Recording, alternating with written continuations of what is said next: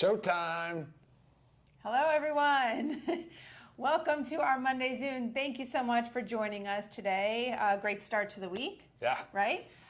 So today, we've got a good one for you. Good topic to discuss. So basically, are you guys confused with how to eat properly for optimal health? It's very, very confusing because anytime you read something, you go online, you listen to something, it's eat this, not that. Then the next day it's the opposite. No, don't eat that, eat this. Or do this, don't do that. And then it vice versa.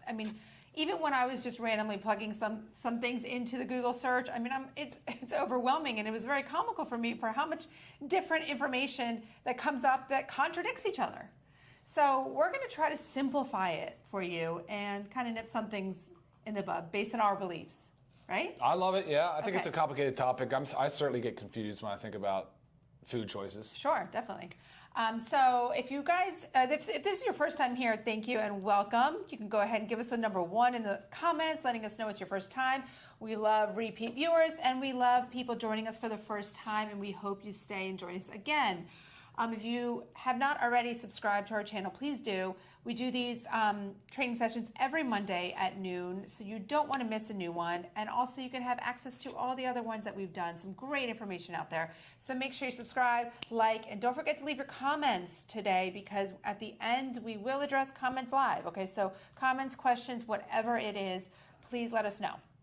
Okay, so today we're going to discuss what is wrong with the food pyramid? A lot, probably, yeah. I think we all know of the food pyramid. It's what we all learned in grade school. It's still out there. Sometimes you see it on food labels. We're going to kind of break that down a little bit on what's wrong with it. We're going to talk about our version of the food pyramid, or maybe just call it a triangle. Macronutrients, micronutrients, calories, and what Live Good supplements can we pull into this that can help us out? Sure. Right? So again, eating for optimal health. And optimal health does also mean weight loss. So if you're thinking, well, wait a minute, I need to eat for weight loss. That's part of optimal health. We want to all eat to be healthy. Weight loss is part of that, okay? So let's go into just what's wrong with the food pyramid. When did the food pyramid start? Well, originally, the date. No, I know, but back in even the Nixon administration is back when the early food guidance documents started to come out. And I think that was the 70s, early 70s. Right. Yeah. Yeah, so obviously a lot has changed since then. And really when the food pyramid was published, it's when Americans had a dramatically different view on food, right? We were told eat fat-free, avoid the full fat. Eat the egg whites only, avoid those egg yolks. Saturated fat is horrible for you, it's going to kill you.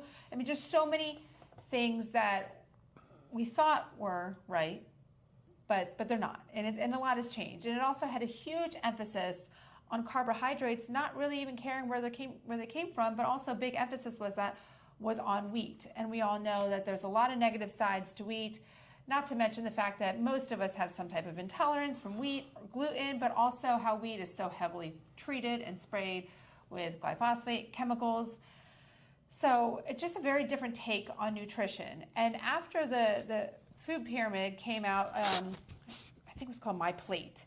And that's the newer version. If you see a picture of it, it kind of breaks it down into 4 sections of your plate, what a plate would look like, and a little circle for your dairy where a glass of milk would be. But it's still, it doesn't distinguish between what should be going into that. So, okay, you have your little fats here, but what kind of fats? So you have your protein here, but what kind? So it really does all matter. So I like to just poo-poo on all that. I don't believe in it. I want to talk about what we feel is the most important part of a food pyramid, and it's really, again, we're calling it is a triangle.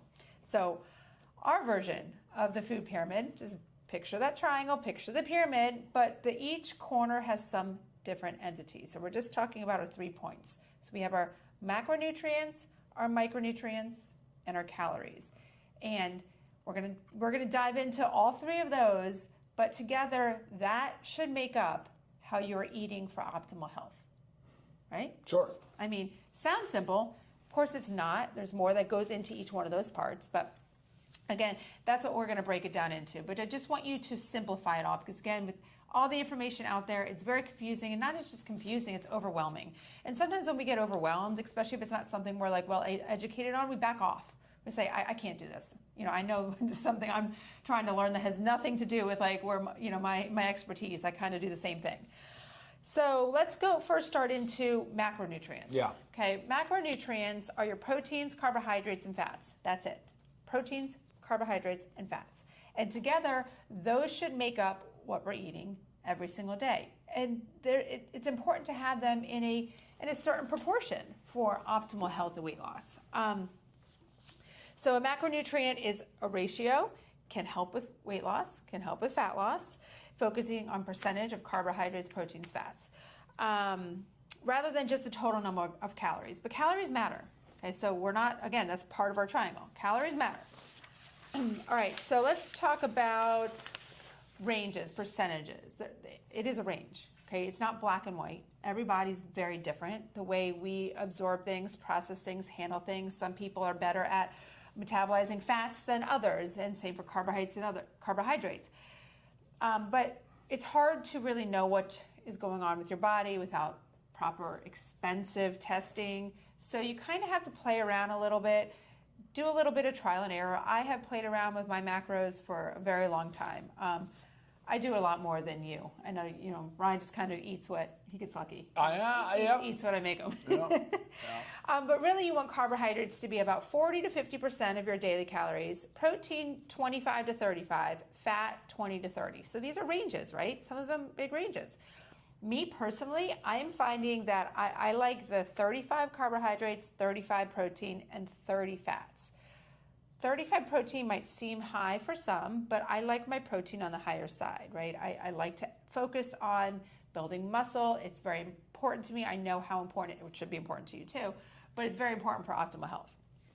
So what works for me is not going to be what works for you, what works for Ryan, what works for Joe, Susie, whatever it is. You have to find what works for you. So just knowing that there's some flexibility in there, and there's a great way to kind of figure this out, because you're probably sitting here thinking like, how am I going to know how 30% protein? MyFitnessPal, I've got no affiliation with them. There's lots of other apps out there. I do know that. I've just stuck with MyFitnessPal. I've tried others. I just think MyFitnessPal is so user-friendly. And you can also, there's a free version, and you could also pay for the yearly to have a little bit more features on there. I think it's worth it to pay the yearly. I don't remember what it is, maybe like $40. But I mean, that's for the year. So you can plug in all your food that you're eating for the day, and you get to see the percentages of where you are. And of course, at first, you're not going to hit your mark. You're going to be all over the place. But you also need to understand what you've been doing, how you've been eating, to be able to make any changes. So do I log every day now? No. But do I do check-in points? 100%. A lot of times now my check-in points, I'm pretty much where I want to be, because I've been doing it so long. I understand throughout my day how my portions should be. And again, it's never exactly on the mark, but you want to be in that area. So love MyFitnessPal for that. What are anything to add to that one? Not really, actually, other than the fact that you're talking about percentages of macros. I think for a lot of people, they've never done it before. And so MyFitnessPal would be a great, helpful tool for that, right? Because someone like me, I'm never writing down the calories, my protein. I do not do that. Right. And over time, I think you can figure out what your body needs, what your body responds to. So in the beginning, maybe great just for education and learning, and then you can sort of not have to work so hard at tracking. Right. And like obviously to break down proteins, carbohydrates, and fats, like healthy proteins, it's your lean meats, your fish, your chicken, poultries, red meat. Again, buying all this high quality, I can't preach that enough. But you could also say, oh, I don't eat meat. Well, you can also add in, there's dairy products that give you the protein, beans. I mean, again, it's balancing it out. So over the course of your day, you're trying to get those proteins in. But those are the main ones you want to focus on. Carbohydrates, I always say, focus on getting your carbohydrates from like fruits and starchy vegetables. Starchy vegetables, let's think squashes, sweet potatoes, even some potatoes, mild grains, depending on how your body can tolerate it, rice, oats. Not everybody can deal with oats. I don't process them very well. I do rice okay. So again, you just have to figure out what works for you. Some people can't tolerate beans, so bean is also protein and carbohydrate. So just kind of balancing it all out. And your fruits, moderate amounts of fruits a day. I mean, that's where our sugar should be coming from, just whole fresh fruits. And knowing that some are better than others when it comes to sugar content. So your berries are so great, your citrus, so great for you. So I focus on those. And then fats. I mean, you have your oils. Remember, we want to avoid the high processed seed oils, inflammatory oils. So you want to think about olive oil, coconut oil, avocado oil. That also goes with eating avocados, eating olives, nuts, seeds, nut butters, seed butters. I mean, these are all coconut flakes. I mean, all great things. And that's all very healthy stuff to fill those macros with. All right, so jumping off into, let's go now to micronutrients. So we talked about macronutrients, and again, this is our triangle. We're just touching each corner. Then we have micronutrients. Micronutrients are nutrients that are required by our body for its proper growth and development. They play a major role in metabolic activities in the body. These include our vitamins and minerals. Okay, macronutrients that are like smaller, you need them in smaller amounts, but you still need to hit your goals every day for your body to function properly. Every little part of your body is relying on the right balance of macronutrients to take its function to the next level. You are talking about macro right now, but you mean micro. I meant micro. Did I say you said macro? that 2 times in a row. Sorry, just because we did a whole big lengthy thing on macros. No, I'm talking about micros. So your vitamins and your minerals, 100%. I could tell there was something going on because I could feel the side eye. All right, so again, our enzymes, hormones, and other substances need our vitamins and minerals for proper growth and development. It is so important.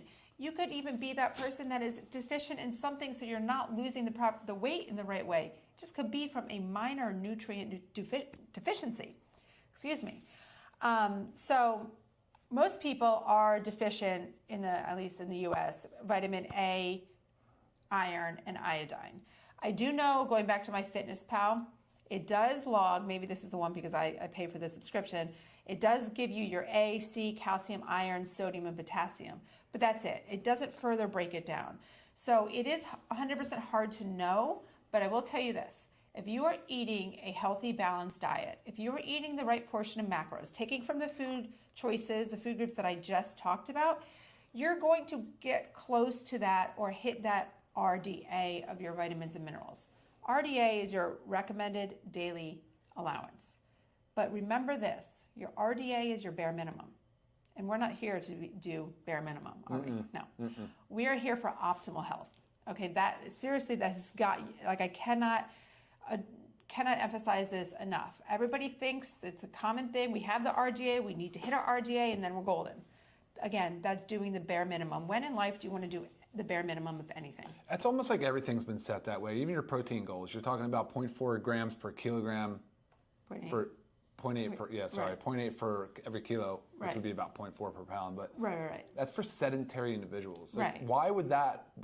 Who does that really appeal to? Why is that your goal? Why is that your goal? Right. So your goal is not the RDA. Your goal is not the bare minimum, because I know you guys are all overachievers out there. That's why you're here. You're listening. You want to do better. Exactly. The goal is optimal levels. So to reach those optimal levels, you eat healthy, like we just talked about in the macronutrient category.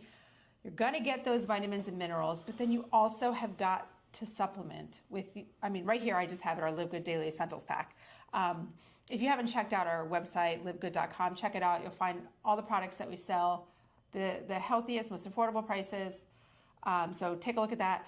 But our Daily Essentials Pack, and I'll just break it down for you, it's either your men's or women's multivitamin with your magnesium complex and your vitamin D3, K2.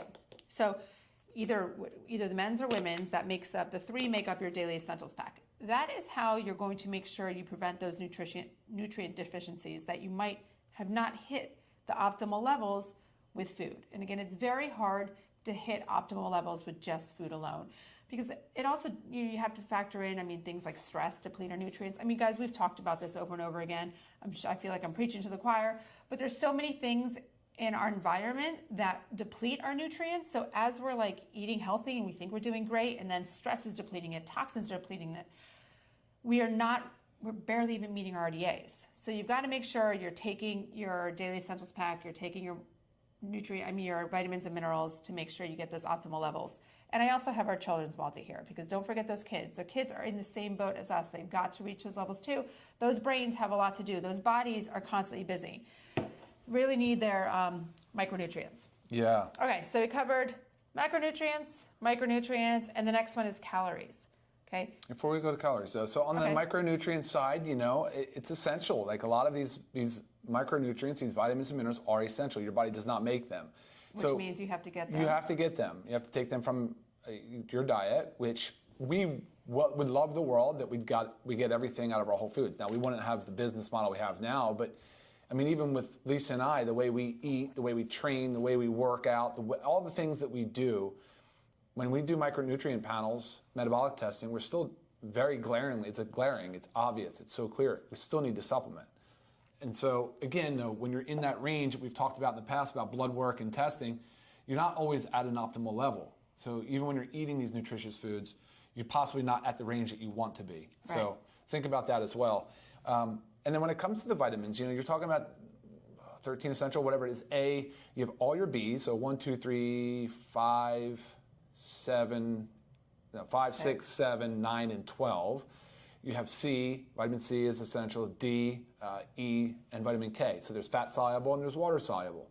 I mean, these are just on the vitamin side. Those are all really, really important. That doesn't even talk about the macro minerals that we're talking about. So like she talked about phosphorus, magnesium. These are also really, really critical. Iron, of course, is another one for certain populations that need more iron. But when the body doesn't get it, it could go as far as a deficiency and then really become a disease process. Mm-hmm. But before it gets there, usually it's saying, well, crap, I need to get it. I need to get it from somewhere else in this blood, in this body, because I need it for this more important process. So it'll free it up. It'll break down bone. It'll break down muscle. It'll break down connective tissue. It'll virtually break down anything it needs to free up some of these vitamins, these minerals, amino acids, things like that. Right. So crazy just think about when you're not eating with like intention and you're not eating things that serve you, you end up really doing more harm than good. And then lastly, before we go to calories, mm-hmm. Lisa said something about even healthy habits can drain your body of these essentials, because remember, you need to replenish these essentials. So healthy habits, you're exercising, that's pretty healthy, great, but you're depleting the body. You're drinking caffeine. We're fans of caffeine. I like coffee. I'll drink it first thing in the morning. Sure, depleting the body. Drinking a little bit of alcohol, depleting the body. If you have stress or like severe anxiety, you can definitely be depleting the body. If you're on a medication, right, like the acid reflux meds. If you're on a statin drug for cholesterol, you're on antihypertensive drugs like diuretics or the water pills. There's so many classes of medications, and it's been a while since we talked about this, but it's a whole category called drug-induced nutrient depletion, DIND. Email me if you want a list of your meds, and I'll gladly tell you what you're being depleted of. It's published. This is published data. It's out there, guys. And so on prescription drugs, you should be immediately triggered to say, crap, I might be depleting my body of an important essential vitamin or mineral. So think about all those things, put all those together, and now you can start to really see why we're such strong advocates for supplementing. And, even if it's, like, of course, we love the Live Good Essentials, and there's intention behind all of this, but if it's something we don't have and that we recommend, like right now, we do not have a bone support. We don't have something that, there's other things to push that puts nicely together for bone. Of course, magnesium and D, and just as an example. But no, we would be able to advise you on, your form of calcium. Is it a good form of calcium? Is that what you should be taking for your age, for your medication history, and so on and so forth. So, long-winded answer. Yeah, but now you bring up a couple other things. We also have a podcast. Do we have a podcast? No, not yet. A training that we did called Drug-Induced Micronutrient Depletion. So it will be... Drug-induced what? Micronutrient depletion. Okay. Yeah, it is on our YouTube channel. So make sure you find that and check it out, because that was a big alarming one, I know, for some people. And what Ryan also did made a comment at the beginning of his speech. Was that a speech? No, was the testing, micronutrient testing. So you also might be wondering, wow, how do I know what's going on? Micronutrient testing is about $300, not covered by insurance. A functional medical doctor, a lifestyle medical doctor. There are also some online ones that you can find where I think they send you a kit, you go to the lab, and they let you know. But it's a good check-in point. It's something I love doing yearly to kind of see where I'm at, if I need to tweak anything, if I need to extra supplement on something. But again, it's important to know your numbers because everybody is different. So leave it at that. All right, going to calories. Calories, we all know calories. Unit of energy that measures how much energy food provides the body. Okay, so I think that's where we could stop agreeing, right? We just say it's a unit of energy. Sure. It's a measurement of unit of energy. And then, Right. and then everything goes off the rails. Right. Start talking about calories. Right. It's a tricky thing. So because they can do good for you and they could harm you. So if you think about that, calorie deficit. So say you want to lose weight. You obviously need to be in a calorie deficit, whether that comes from eating less calories every single day or burning a little more calories through your daily movement or a combination of both. So say, a typical calorie deficit for a day for weight loss is like 300 to 500 calories. Nothing super extreme because this is a patient process. We're not supposed to lose weight overnight. Okay, 1 to 2 pounds a week when you're on a weight loss program is healthy, right? Anything beyond that can be a little bit too much and be unhealthy for the body. So be patient with the process. So again, 300 to 500 calories this is average, per day that you would cut in some way, shape, or form. So say you want to do combination. I'm going to eat 150 calories less per day, and I'm going to move my body a little more so I burn an extra 150 calories per day, leaving you in a 300 calorie deficit. Okay, so again, right now I'm talking about weight loss. If your goal is weight gain, you want to be in a little bit more of a debt. You got to pay attention to what you're eating. You got to eat a little bit more each day. Wait, you want to be aware if your goal is weight gain? To eat more calories, not a deficit. Sorry. We've been having wordsmithing yes. all morning. It's kind of like one of those days. It's actually been the whole past week, and I think it's because the whole kids back in school, new routines. I feel like my brain has you flip-flop been words cut a in lot. half a little bit. So you want to be eating more calories than you're burning, but again, you're not going to sit here and jump the gun and going to eat an extra 1,000 calories a day. Again, it's a little bit each day, right? Okay. Talked about the calorie deficit. What else do you might be thinking too, how do I know how many calories I should be eating in a day? Say I want to gain weight or lose weight or stay where we're at. Yes. It is definitely hard to know. There's calculators out there. MyFitnessPal also does one where you plug in your information, your age, your weight, your height, your activity level, and it kind of gives you a roundabout. And then it will ask you if you want to lose weight, gain weight, or stay the same, okay? That's kind of a rough one, right? It's general, but that's the best that can be done unless you go and do metabolic testing, which again, testing is great. It's wonderful to know your numbers. It's basically going to tell you your resting metabolic rate, which is how many calories you burn at rest. Not something you need to test all the time, but if you ever wanted to do it to just get a feel, Google metabolic testing, find one in your area. Yeah, that's really the best way to know. In a calorie, all calories are not equal. So No, that's what I was trying to say. yeah, there's like blank calories, right? They're calories that add no nutritional value. Sure. We want to avoid those. Okay, those, I didn't talk about anything that was like that in our macronutrients, or proteins, carbohydrates, and fats. I basically filled those categories with the healthy things that you need to be eating. That's where your calories need to come from. Because our bodies don't process calories the same. Even the sense that we don't process proteins, carbohydrates, and fats the same, right? A lot of times protein takes a little bit longer to metabolize. That's why it keeps us full longer.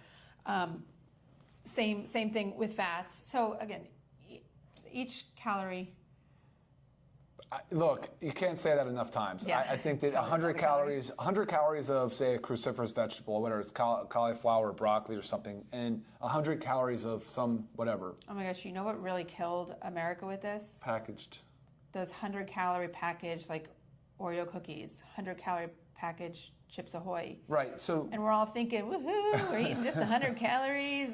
But if you look at it, though, So like bad. the phytonutrients, the nutrient density doesn't even come close. It's like not even in the same, you can't even compare it, right? So Yeah. when people are talking about Which, by the way, healthy lean meats are loaded with phytonutrients. I think that gets lost on people. They don't realize that those animals are eating plants, and and some studies have shown that there's higher phytonutrient concentration in some meats than there are actually eating some plant, right? 100%, So even especially like it's very fascinating. People get it. organs. Yeah, exactly.